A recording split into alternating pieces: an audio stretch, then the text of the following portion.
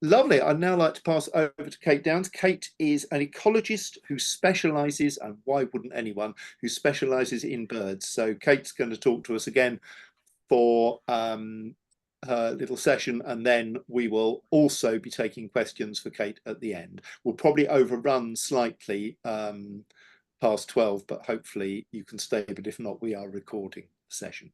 Thank you, Kate. Over to you. Thanks very much, Stephen. And also I'd like to say thanks to Wilder Sensing for inviting me to talk today, and for the Biological Recording Company for platforming this talk, because I think it's a really hot topic. So it's really good that we're talking about it today. So today I'm going to talk about my first-hand experience using bioacoustics. So in particular for ornithology within ecological consultancy, with a particular focus on projects that we've trialled using bioacoustics and the outcomes that we've had. So I'll be talking to you about how bioacoustics have been used alongside in-person surveys, how their use has been integrated, and the reasoning behind the way that we have done this. Just bear with me 1 second.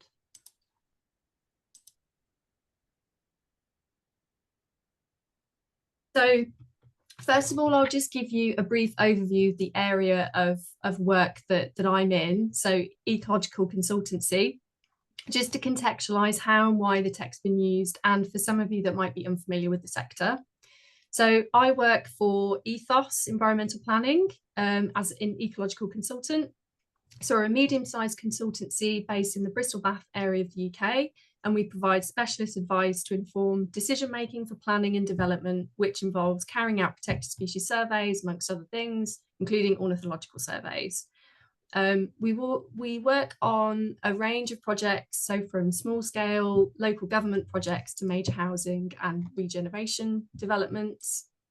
And we've been using bioacoustics for several years now to do bat surveys, which is common industry practice, but we've only started using the tech for recording birds, working with Wilder Sensing in the last 12 months. So we've used passive acoustic recording at 5 different sites, so that's 5 different projects, and we've used a standardized deployment type. We could have used the tech on more sites, however, it's been a process for us to understand the timescales and costs involved in using it. So this first year has been a bit of a practice run for us to get our systems in place, see how it works for us. But I'll talk a little bit more about that when I come to the pros and the cons of things a bit later on. So to give you an idea of the sites that we've been using the tech on, I'll explain a little bit about the 5. So one large scale project in terms of site size and complexity of habitats, and a smaller scale project spatially, but with potentially significant impacts, meaning more complexity for survey effort. So one commercial project which covers 53 hectares, so quite a large site for us, had a variety of habitats which have been left untouched for 13 years. So a nice bit of woodland that had regenerated, scrub, a big lake, also open mosaic habitat. So really interesting and varied potential for birds. The other larger scale project was a single onshore wind turbine project. This is based in a very urban built up area, but a really small scale site. But in terms of need for surveys, quite large scale. So with this project, 12 months of ornithological survey. So that's 2 of the 3. The other 3 projects that we used acoustics on were very similar. So these were 3 projects on the outskirts of Bristol, between 5 and 13 hectares, so relatively small. And these projects were for residential development, very similar projects, similar types of habitats. And again, a hybrid approach was used.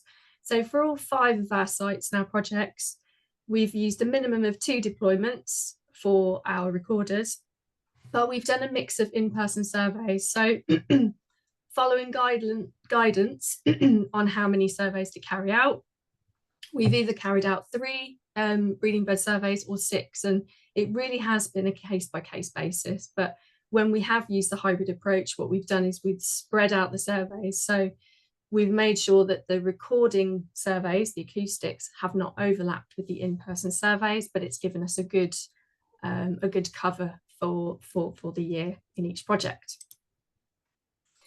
So When we decided to look at using acoustics for our projects, we obviously had to make an assessment on which projects would be well suited for us to do this.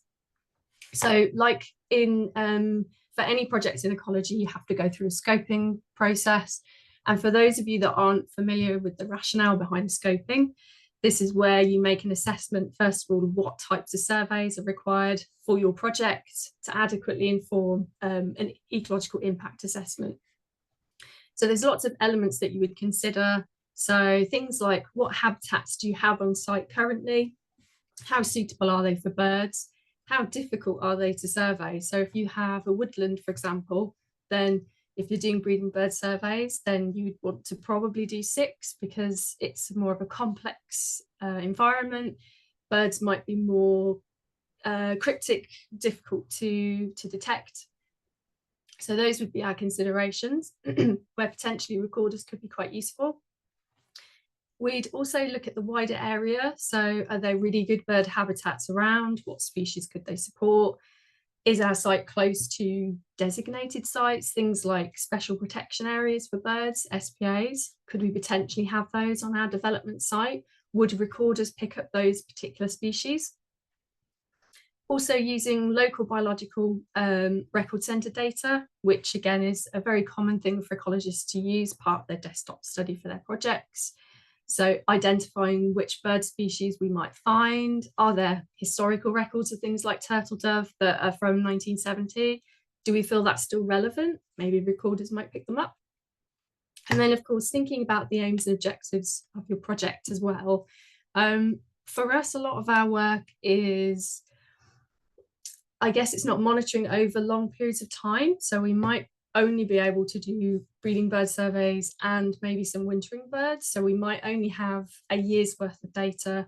So what are we trying to find from that information? And in all honesty, will the recorders help us and give us more information on data?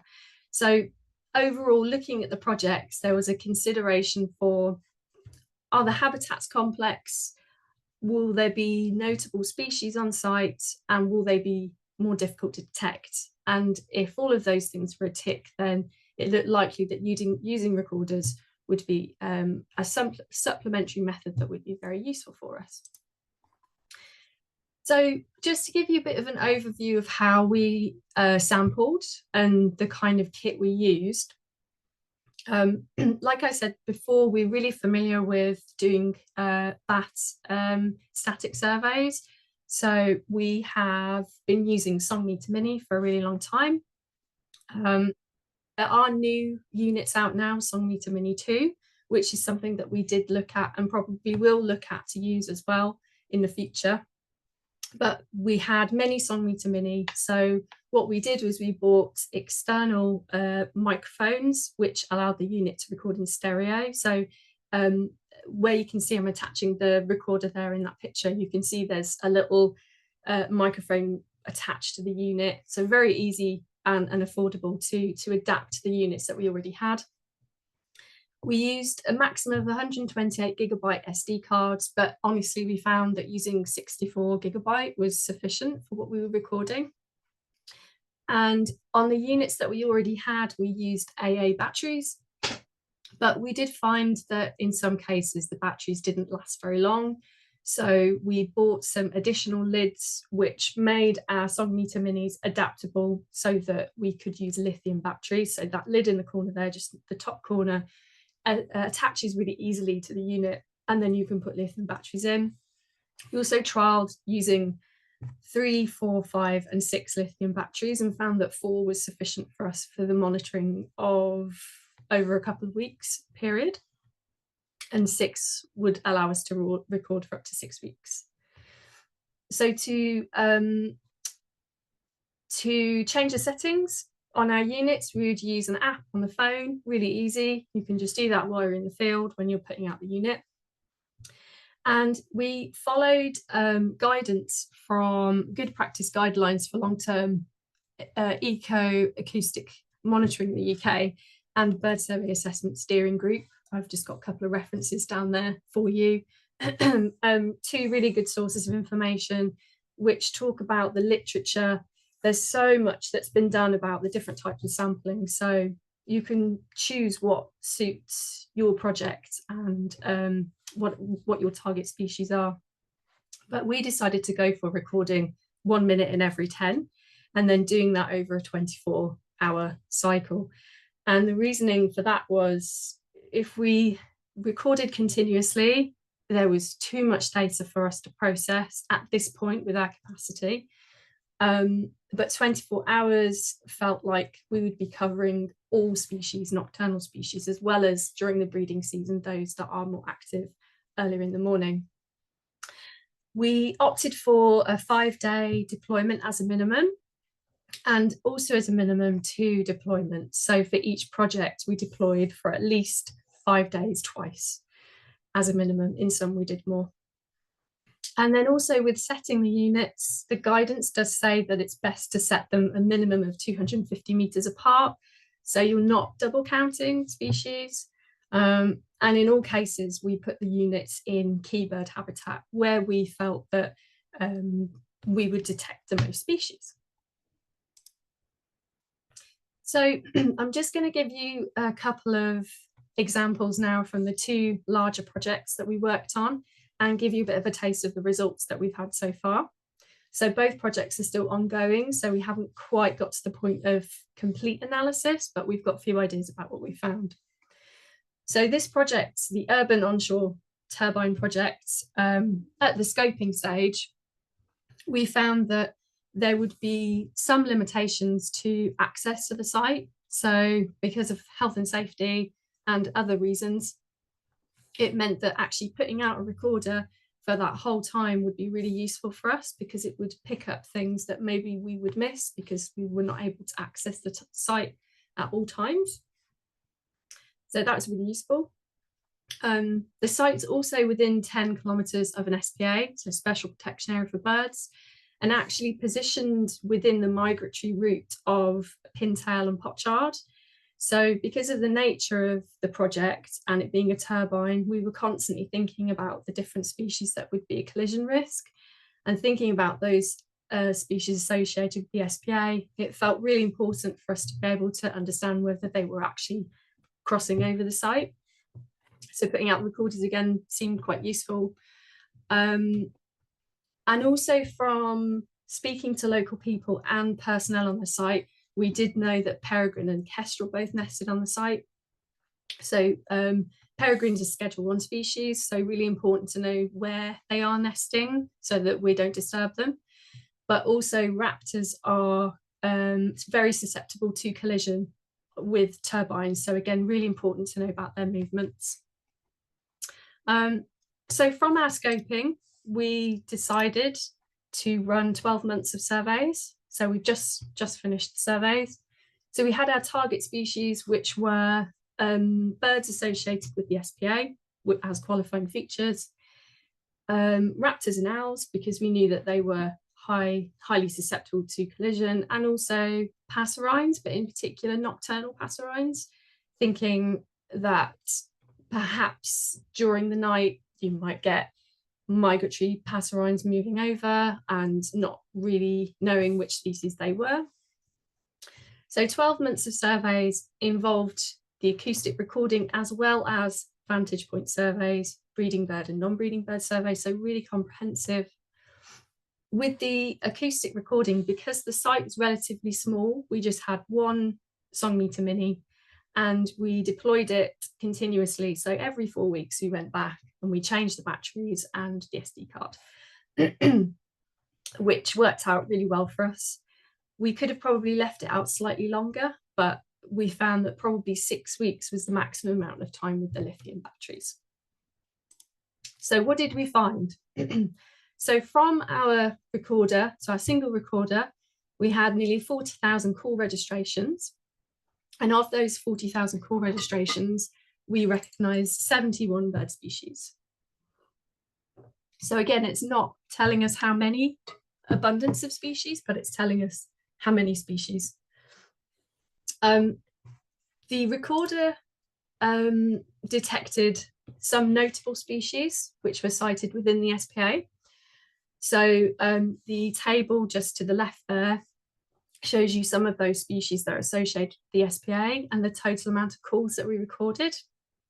So those species were recorded through the night, so they were passing through the site, not in the daytime. And we didn't pick them up on in-person surveys, probably because they were moving through at that time of the day. So the recorder picked those up for us. The recorder detected common buzzard, peregrine and tawny owl on site.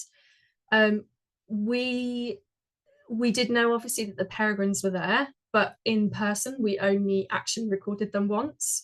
So the detector actually recorded 85 calls in total. So that was really interesting. And movements of redwing as well. So just over 2,000 calls were registered on the recorder, and we only picked up redwing on 3 occasions at a maximum of 20 bird species. So that could indicate that there are significant movements of nocturnal migration in terms of passerines over the site. So 71 species of bird were detected during the recording, and 35 were recorded in person. So quite a difference there. Although we did find that in-person surveys did pick up some species that recorders didn't. So common gull, swallow, sparrowhawk, which was really important for us as well because it's a raptor and is susceptible to collision. And in person, we picked up high instances of starling. And as Jeff had already mentioned, starling does seem to be a species that is not picked up as often on the recorders. So also with this site, we did have quite a few false positives. So the site itself is very urban, very built up, lots of machinery running through the night, lots of very unusual sounds, shall we say. And the recorder got very confused by some of them. So when it came to validation, it was quite interesting to find barn owls being confused with screeching machinery. A golden eye call was actually the rumbling, low frequency rumbling of an engine, and a curlew was a siren. So that was kind of fun going through those. But some of the calls, so hawfinch, bull robin, as Jeff had said, that seems to be a common false positive. And similarly with black redstart. So the site could have actually been good for black redstart because it did have the habitat, but all of those calls were actually, I think, robin. So, but they were discounted as not being black redstart. So outcome versus expectations. Like I said, I think we expected to see more peregrine. So I was very surprised that the peregrine was picked up more on the recorder than in person. And then overall, what does it mean for the project from our results? Well, I think honestly with this project, the most valuable survey that we did was the Vantage surveys. And that was obviously because of the nature of the project. Being a turbine, you would have to know the flight paths of the birds, and you could only do that in person. But the fact that we picked up some of those qualifying features of the SPA, some of those birds on the recorder only, was actually really useful for us because we can now make an informed assessment on potential impacts. So the second project that I just want to give you a little bit of a flavour about that we used the acoustics on was this one, which was the 53 hectare sized project down in the southeast of England. A big commercial project, and at scoping stage we found really varied habitats, lots of interesting local designated sites. The records for the birds were also really good, and not just like 1970s turtle dove, but recent stuff. So we knew with this project that we needed to do extensive surveys, probably targeted surveys as well for some species. But what we found interesting with the recorders was that it really helped us as we went through the project, being able to tailor as we went. So we knew that the site had potential for little ring plover, nightingale, Chetty's warbler and kingfisher. And in some cases we did see those birds on site, but the recorders actually really helped us. So we started on this project in January and we've been working it to the present. And our initial methodology was to carry out 6 breeding bird surveys, non-breeding bird surveys, which were only carried out in the January and February because it was the start of the project at the end of the winter period.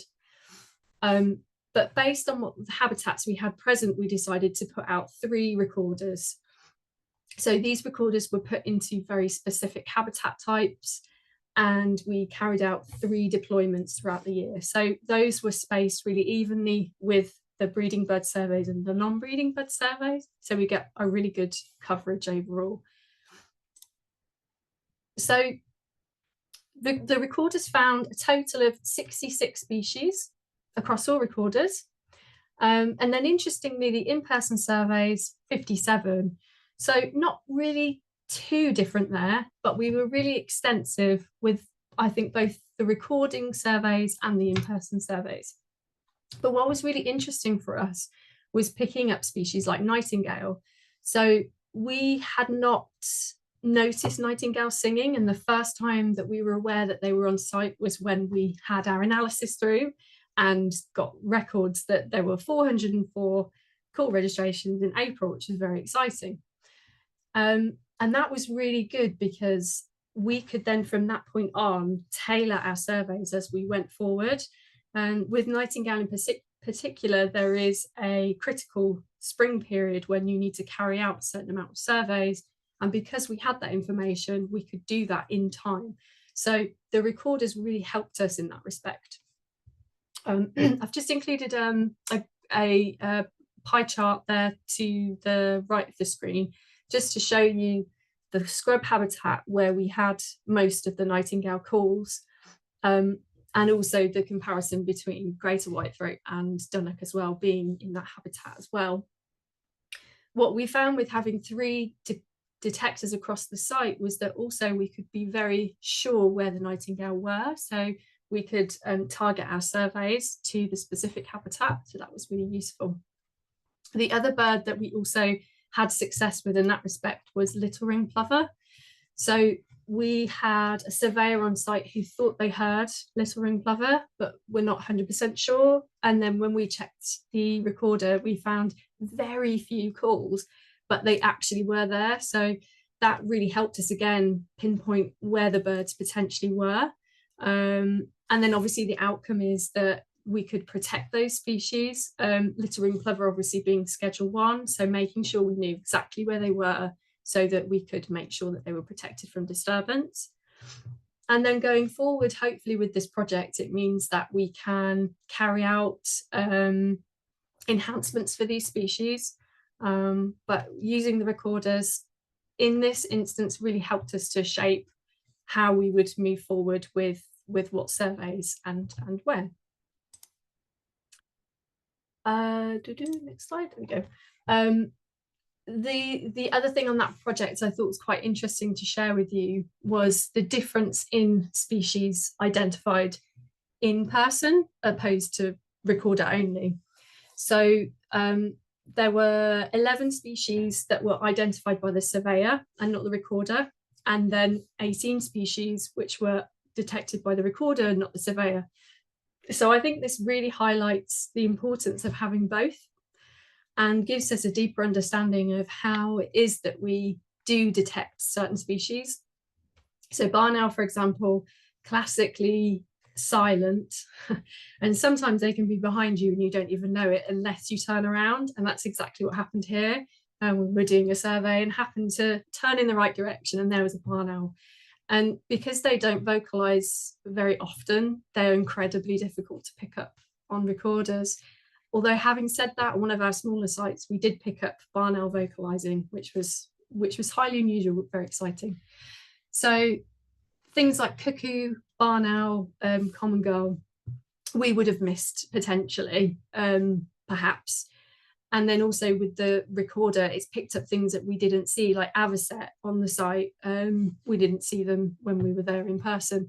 It could be that those species were highly transient, not breeding on site, but it's just really useful to know that they have passed through, because we wouldn't have known that otherwise.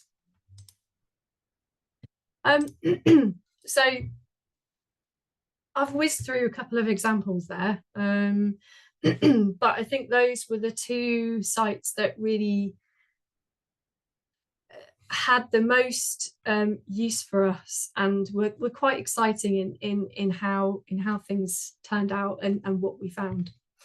But overall, just to give you kind of a feel about the benefits and the limitations in terms of how we've experienced using the tech. Talk about the benefits first of all. So I guess with recorders, it's taking out that subjectivity. Every surveyor, whether you've got 10 or 30 years experience, we all hear things slightly differently, we all see things slightly differently. So there is always a level of subjectivity if you are doing a breeding bird survey, for example, as opposed to the person next to you. You might come up with slightly different ideas on things. The data that we have is, well, the method that we've used is repeatable and it's standardized. That could be arguably said for in person as well, but it's quite robust, which is a benefit. We found it relatively inexpensive using the tech. The song meter minis that we used were actually ones that we had sort of spare from doing bat surveys, but even investing in more newer models is quite cost effective. The data can be reanalyzed in the future. So maybe when we have new tech and we have new ideas about doing things, we can look back at that data and use it again. One thing we found really useful was minimizing disturbance. So it's particularly if you have Schedule 1 species on site, you want to minimize disturbance, but kind of you want to know if they're there or not. It also might allow bird species to act more naturally rather than being disturbed by people when we're there doing surveys. Particularly for ecologists, working nights, long days, perhaps doing lone work, using recorders might maximize safety in that respect. And they can be less labor intensive. So you do still need an expert to do the validation, especially on the false positives. But you could maybe get away with one person doing that rather than having two people go out and do a survey, for example. And you can also record in all weather. In terms of the limitations, we've seen that it doesn't always detect all species. So barn owl, for example, if it's not vocalizing, it won't detect the species. There's always the risk of technical failure. So we have had that before. It's mostly been due to battery failure, to be honest, but it does happen. And that might mean that you've put your recorder out for 4 weeks, come to collect it and you have no data. Time to upload and data storage. I think for us, because we've been working with bat analysis for quite a long time, we already have that capability set quite nicely. But it has also been an extra thing to factor in for thinking about uploading the data and storing it. So there's always that as a consideration. Limitations to the AI, so the false positives we've talked about, mimicry, so birds like jays, even starlings may be mimicking other birds, and how do you know that it's that species? And the thing that we found working on that project, the wind turbine project in the urban environment, I was doing a bit of reading about this, and like those weird urban human sounds that we make is called anthropophony. So it got me thinking that maybe we can feed some of those sounds into the machine learning so that it understands the difference between a siren and a curlew, perhaps. The tech doesn't necessarily tell us how the birds are using the site, but I guess that's arguable because I guess in Jeff's example, when he was talking about chiff-chaff being more common in this side of the site than this one, that does tell you how they're using the site, and that's something to explore further. But it doesn't replace actually seeing the birds and their nesting behavior and knowing where they're breeding, for example. And then finally, excuse me, identifying abundance. So again, Jeff touched on maybe using triangulation. I think from an ecologist perspective, that would be the most valuable thing if we could say, or relatively say, how many birds we think are actually using this habitat. That would be a game changer. looking at the good practice guidelines for long-term ecoacoustic monitoring, they reference there for you guys.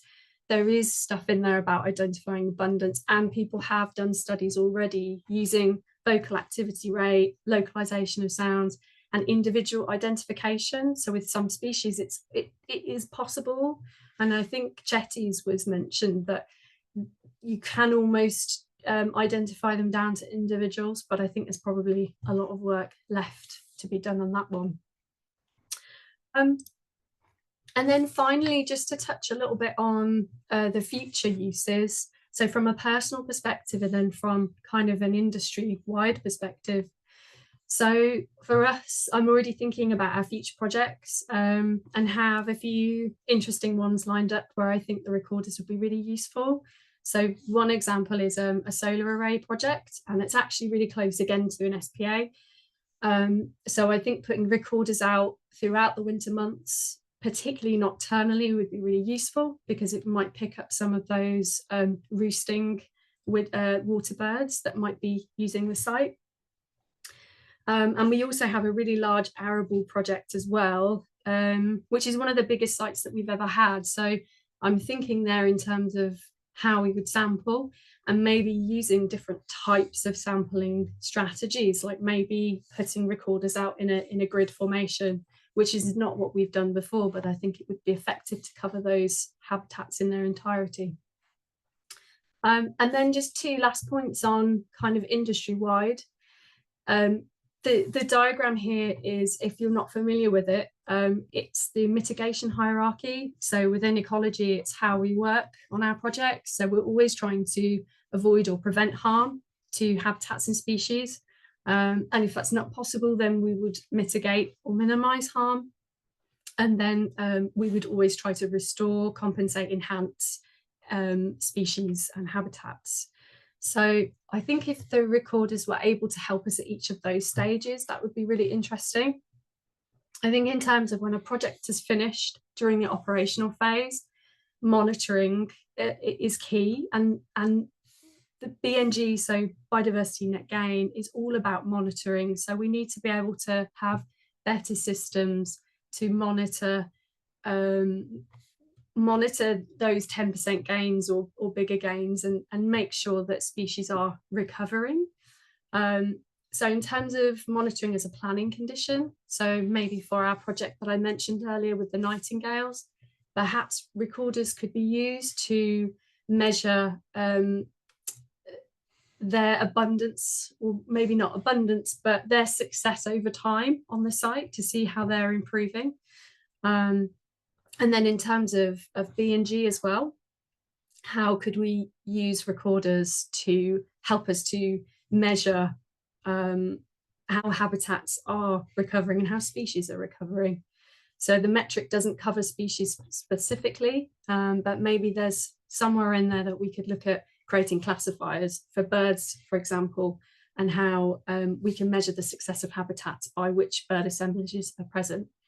And I've just put in that reference there at the end because the most recent SIEM in Practice magazine, September, has a really great article on that, basically, with some really nice references in, which talks about potential of using bioacoustics for those purposes. So yeah, that's it from me. Thanks very much, everybody. And if you've got any questions, I'd love to hear them.